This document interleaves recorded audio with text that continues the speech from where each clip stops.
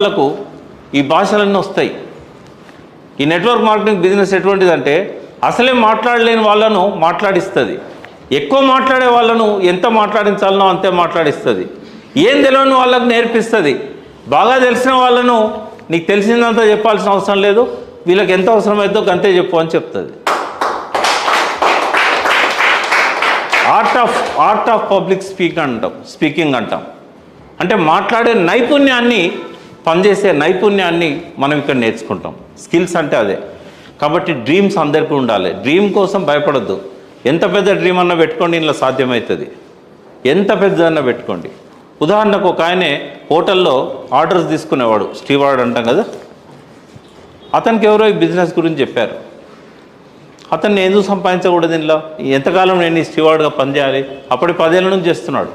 లైఫ్లో తేడా ఏముండదు, జీతం పెరుగుతూ ఉంటుంది, కానీ ఆ పెరిగిన దానికంటే ఎక్కువ ఖర్చులు పెరుగుతూ ఉంటాయి. అతను ఇందులోకి వచ్చాడు. ఇవాళ 20 లక్షలు నెల ఇన్కమ్ ఆయనకు, 20 లక్షలు. అయితే మీరు ఈ సక్సెస్ స్టోరీస్ వినాలి. ఒక ఆయనే బట్టలు కుట్టేవాడు, 3,000 4,000 కంటే ఎక్కువ రాకపోయేది. 2-3 పిల్లలు. పొద్దున్న లేస్తే కుట్టుడు. తర్వాత బట్టలు ఇచ్చవచ్చు, మళ్ళీ కొత్తది తెచ్చుకోవడం.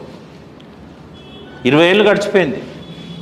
ఆయనకు ఎవరో బట్టలు కుట్టడానికి వచ్చినప్పుడు ఈ బిజినెస్ గురించి చెప్పారు. ఆయనకు తెలియదు ఇంకొక 6-7 ఏళ్ళలో తను చనిపోతాడనే సంగతి ఆయనకు తెలియదు. ఎవరికి ఎప్పుడు చనిపోతారో తెలియదు. పుట్టినరోజు ఉంటుంది కానీ చనిపోయే రోజు ఎవరికి రాసిపెట్టి ఉండదు బయట. బట్ దేవుడే పంపించవచ్చు, ఎందుకంటే ఆయన చనిపోతే ఆయన భార్య పిల్లలు అనాథలు అవుతారు. నాకు తెలిసి దేవుని నమ్మే వాళ్లకు ఎవరికైతే ఈ బిజినెస్ తెలుస్తుందో ఖచ్చితంగా దేవుడే ఈ బిజినెస్ గురించి వాళ్ళకు పంపించాడు అని అనుకోవాలి. అతనికి అవకాశం వచ్చింది. వచ్చినాక ఒక 7-8 ఇయర్స్కి కోవిడ్ స్టార్ట్ అయింది.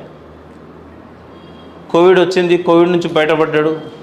కోవిడ్ నుంచి బయటపడ్డాక కొద్ది రోజులకే ఇంటికి పోయి డిశ్చార్జ్ అయ్యి ఇంటికి పోయిన తర్వాత హార్ట్ అటాక్ వచ్చి చనిపోయింది. ఈ మధ్య ఒకసారి కోవిడ్ వచ్చే వాళ్ళకి చాలామందికి హార్ట్ అటాక్స్ వస్తున్నాయి.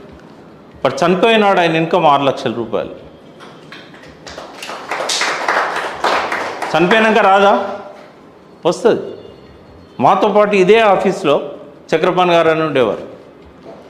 ఆయన అప్పటికే 5-6 ఏళ్ళ నుంచి చేస్తున్నాడు. ఈ మొత్తం ఆంధ్రప్రదేశ్ తెలంగాణలో ఈ బిజినెస్లో ఆయనకు వచ్చినంత ఇన్కమ్ ఎవరికి లేకపోయేది. 95,000 నెలకు వచ్చేది. ఆయన చనిపోయే నెల రోడ్డు పోతూ సడన్గా బీపీ పెరిగి పడిపోయాడు, చనిపోయాడు. చనిపోయిన తర్వాత ఇప్పుడు 3 ఏళ్ళు అయింది, దాదాపు 2 ఏళ్ళ చిల్లర అయింది. ఇప్పుడు ఆయన బిజినెస్ ట్రాన్స్ఫర్